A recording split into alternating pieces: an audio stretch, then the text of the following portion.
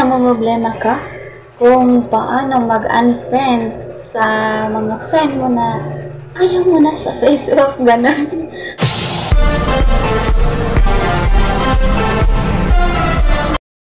Yes, hello, welcome back. And for today's video, meron akong ituturo sa inyo guys. And kung namomroblema ka kung paano mag-unfriend sa mga friend mo na ayaw mo na sa Facebook, gano'n.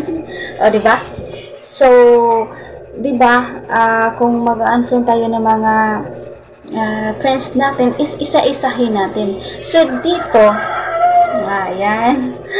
So, dito guys, ituturo ko sa inyo kung paano ba i-unfriend. For example, gusto mo 5 or 10 yung gusto mong i-unfriend. So, ituturo ko sa inyo ngayon, okay? So, watch this video until the end.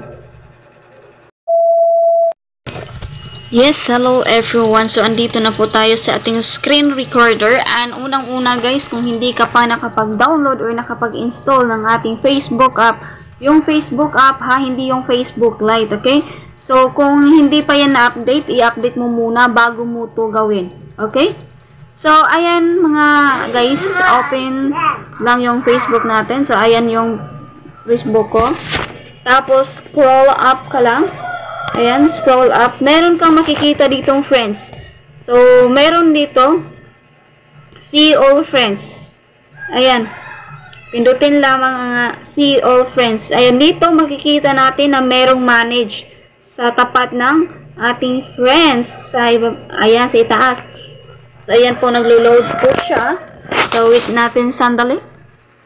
Ayan, so, dito nakikita natin kung sino ba yung gusto nating i-unfriend. Ayan, less interacted with, no mutual friends, friends you unfollowed.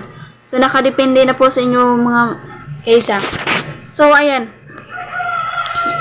Scroll ka lang, scroll kung sino mga ayaw mo na. Charot. So, ayan, nakadepende na po sa inyo kung sino ba talaga. So, dito guys, merong select multiple. So, dito, select nyo yung ayaw nyo na maging friend. Okay? So, kung gusto nyo lahat. Pero, mag-iwan ka naman. Mag-iwan ka naman, kahit isa lang. Charot.